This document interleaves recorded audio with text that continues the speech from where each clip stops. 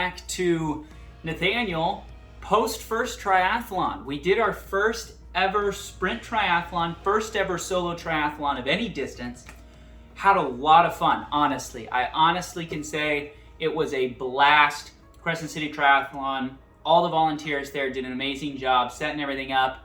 The course was incredibly well marked. There were people at all the intersections to stop cars. It was fantastic. Great experience, great first triathlon, had a lot of fun. But I want to talk about what I learned and what I'm gonna do moving forward. Things I learned. I think coming into this one, my goal was finish and finish strong. I didn't necessarily have a super hard time that I was expecting to hit. I kind of wanted to be, I thought it might be interesting to break 130. Thought that might be a good goal. Ended up coming in at 139. We'll put my splits up here on the screen somewhere for all of you. 139, so a little slower than I wanted to, but I was really focused on finishing strong, finishing well. I'd never done something of that kind of distance, that kind of intensity before, and so I had some concerns going in. I didn't know how I was gonna feel when I got to the run. I'd never really swam, bike, run in a race setting like that, right? So goal there was to finish strong, and finish strong I did. I actually finished and really, if I'm completely honest, felt like I had a lot more in the tank. Felt like there was a lot more effort I could have put in. I was very, very happy with the run. That was the thing I was most concerned about going in, right? We talked about this last week. Transitions were terrible for me. That's something I definitely need to improve on moving forward. On transition 1, I made the mistake. I had my hair tied up in my cap, got out of the pool, took my cap and goggles on as I'm jogging to transition. That was good. That was at a good pace. Got all my stuff off, right?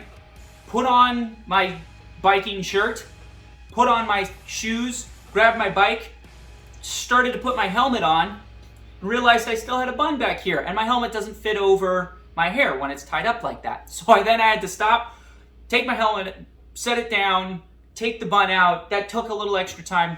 Next time, we're just gonna remember that my hair is tied up in my cap. So when I take my cap off, I gotta pull the hair tie out as well. I don't really like biking with the hair tie in or running with the hair tie in. It's just not as comfortable. That would have saved me a bunch of time. And then transition 2, I got off the bike, pulled my shoes off, threw my tennis shoes on, got ready to run, but I forgot my number, my little bib. I totally forgot the number, started running towards the exit of transition area, got almost to the very exit, saw somebody with a number, and somebody made a comment about, oh yeah, don't forget your number. It went, crap, I need my number. So I had to run all the way back through the transition area. And how it was set up, transition area, exit on the bike, exit on the run. So I had come in on the bike on this side, run all the way through transition, then had to run all the way back to the far end of transition. So really, really hurt my time there in transitions. There's an easy 2 or 3 minutes probably that I could save had I not made those mistakes in transition. Live and learn, right? That's why we do the first triathlon. That's why we did it now. That's why we've got a year of training to get ready. And that's why I'm definitely going to be signing up for some more triathlons throughout the year just to get that practice and repetition, get that system in place for transitions and for the whole race in and of itself. So how did the swim go? Swim went well. Swim went very, very well. Felt strong. I kept it really nicely paced out, nice and smooth. Felt good. Felt like I was able to match what I had done in practice. In practice, the week before, I had done a couple of just cold 500 swims, which is what the swim was. It is a pool swim at Crescent City Triathlon, so it was easy to replicate that from my swimming at the Y. So I wanted to focus this triathlon on keeping a good pacing, at least especially at the beginning. Felt like I did that, got out, felt strong, got on the bike, took off. Now the bike was the segment that I was the slowest on. I wanted to average 15 miles an hour on the bike, did not, averaged about 14, and that's where I lost that 9 minutes or so. That and transition lost me that time for the bike and for breaking that 130. Was a little slower on the bike, but I really was focused, and I honestly was worried. I was worried about the run. I had the run in my head, and I was like, don't push yourself too hard on the bike. I definitely could have pushed harder on the bike because got off the bike, started the run. Obviously, when you get off the bike, a bricked run is what that's called. So getting off the bike, getting onto the run, it takes a minute to get your stride, takes a minute for the lactic acid to figure out what the hell it's doing. Your muscles figure out, oh, this is a different motion, but it's still my legs. Let's get into the rhythm here. So that took a second, took a few 100 yards, but then I felt really strong. And I ended up, really keeping the intensity down. I had practiced 5Ks at really low intensity going into it, right? We did some runs, some walks, some slight jogging. So I was keeping it really slow, really smooth, all the way out. And how the track worked is you kind of went left with a little out and back, and then you came back through transition, and you went out to this pier. Felt fantastic by the time I had gotten back to transition, but I was still worried, like, man, when am I going to cramp? When am I going to have a problem? So I kept it really smooth, got all the way out to the pier, came all the way back, felt great, ended up kind of sprinting the last couple 100 yards. And that's when I really realized, when I crossed the finish line, wow, I could have gone a lot faster. I think, honestly, it was just different than normal. Normally when I run, and we talked about this in the last video and when I was talking about my strategy, I run after I get off work. I run in the heat, typically. And actually, the run I do has more elevation, at least more sustained climbs, than the run in Crescent City. Neither of them have much, but I think there's something to be said about that sustained elevation. On the run I do, there really isn't a lot of truly flat ground. There's a lot of just slight inclines and slight declines. And so it's hard to get a rhythm sometimes. And I think that, paired with the fact that I'm always doing it after work, I'm always doing it in the heat, and I don't really have time to warm up maybe as well as I should. My legs were warm, right? I had just swam 500 yards and biked 12 miles, over 12 miles. Honestly, was very impressed and totally surprised by how well I did on the run. Averaged a little over 10-minute miles, but that was my goal, was to average around that 10 minutes. I think I averaged about 10:30s. Very happy with my performance overall. What did I learn? Transitions, got to work on those. And then two, I need to push myself harder on the bike. And the swim was actually pretty solid for me compared to what I'm expecting to do. So I have a slight alteration to my strategy coming out of this triathlon and what I hope to do time-wise. Still going to try and do the 24 miles an hour on the bike, but I'm actually going to speed up the run a little bit. We're going to try and break or exactly hit 20 minutes. I know in the previous video I had said, hey, 7-minute miles, break 21. I think I'm going to break 20. That way, 20 minutes, 30 minutes, that gives me 10 minutes for true transitions, which I think if the transitions are the same as they were this year, which I have all expectations that they will be, I think I can get my transitions down to maybe 3 minutes total. That would give me 7 minutes for the swim. So it gives me a little bit longer on the swim. That way I can stretch it out a little better. It's gonna get faster. I know I can go a lot faster in the swim than I did at this meet. So excited about that. But I think I'm gonna expect myself to actually go a little bit faster on the run. Might give myself a little bit of extra time on that bike, or maybe just give myself a little more time in transition and on the swim. We'll see, but that's my strategy. I think we're gonna try and average maybe closer to 6:30s, 6:40s on the 5K. That way we can break that 20-minute mark rather than having it at 21 minutes. Save a minute and a half there. Every minute counts when trying to break an hour. So that's kind of the new strategy as far as my times. I think I can go faster in the run than I was expecting. So in the video last week, we talked about how my strategy involved a lot of low weight, high rep training. And I want to clarify something. Moving forward, am actually going to be transitioning out of that style of training. There is a lot of truth to be said in that you actually don't want to do low weight, high reps if you're already doing runs, bikes. Because what is a run?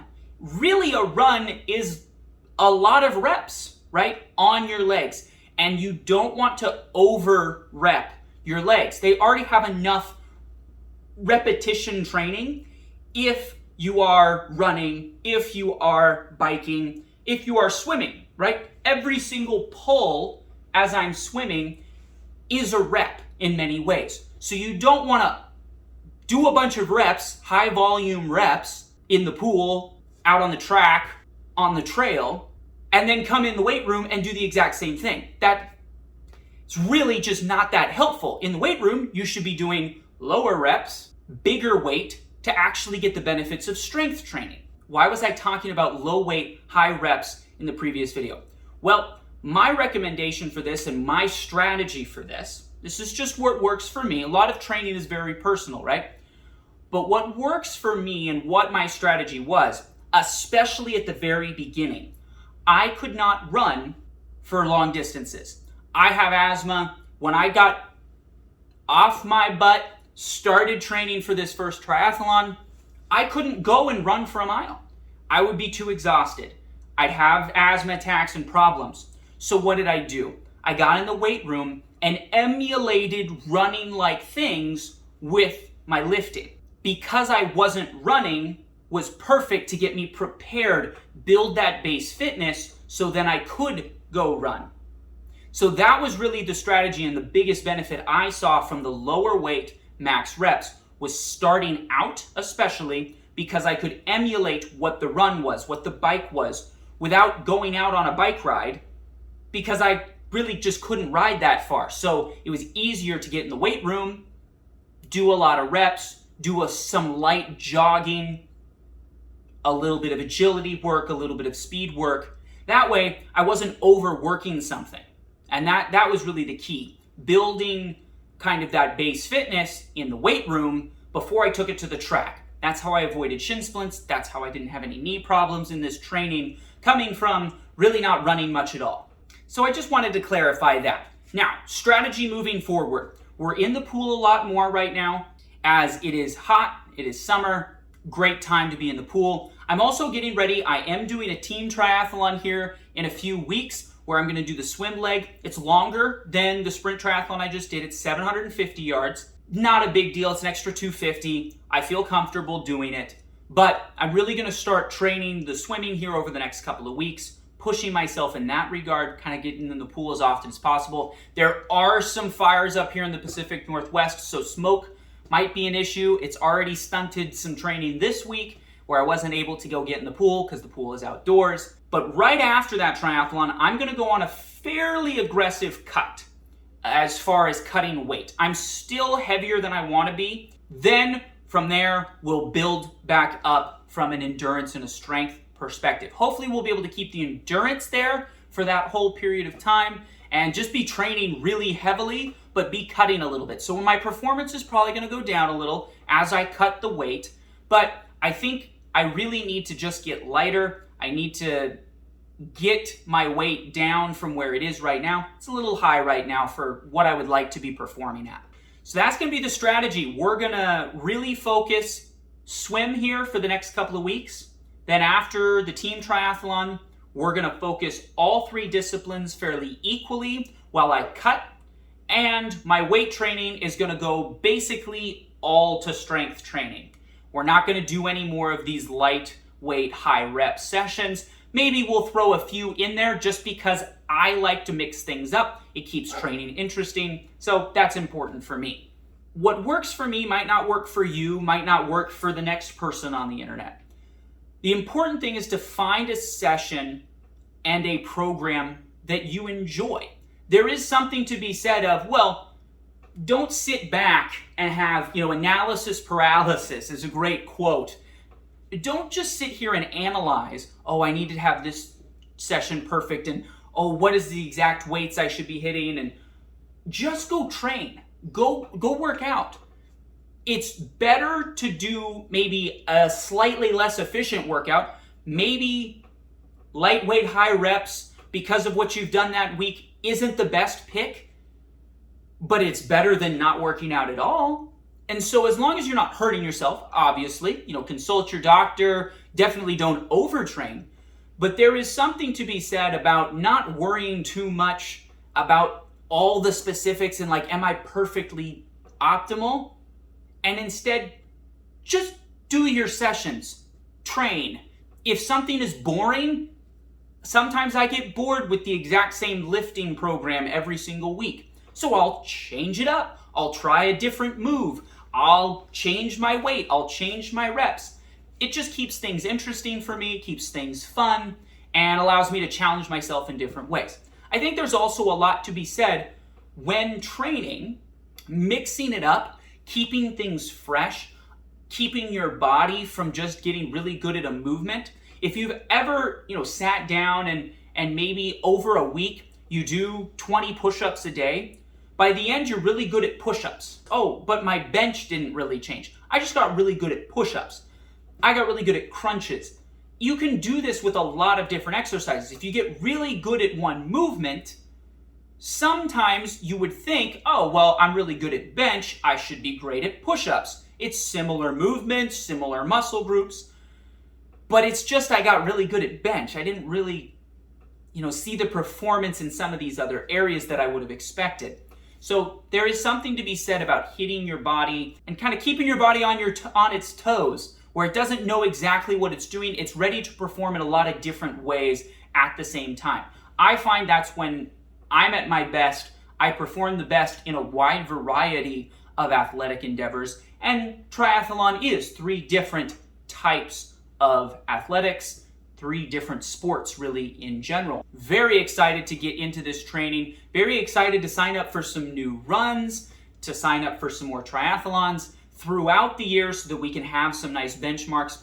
I'll also make mention that the benchmark series that we started, I haven't forgotten about it. We started it with the push-up challenge. It was the first video on this channel where I did most push-ups in an hour. There's a few other benchmarks. So this is benchmark number 2. What did I do in the triathlon? An hour and 39 minutes. That means I got to drop 39 minutes, or maybe you could say I need to drop 40 minutes to break that hour mark. So we're going to try and break an hour. We got to drop 40 minutes from where we are right now. We will also be hitting a few other benchmarks. We have some max runs coming up, some max squats, and a few other max in an hour, in 12 hours. We're going to do a max bike in 12 hours. I'm going to put a couple of those benchmarks, at least the more intense ones, on hold for just a moment. But right after that triathlon, team triathlon here in a couple weeks, we'll resume those weekly benchmarks. We've got a few more to hit. Then we'll get right into our training. And then in 9 or 10 months, a couple months out of the triathlon, we will do all of the benchmarks again, and we'll see how we've progressed as we get ready to break an hour. So very excited to have you all on the journey with me. Thank you for watching. Thank you for getting to this part of the video. I'm going to hit the weights, and we'll see you next time.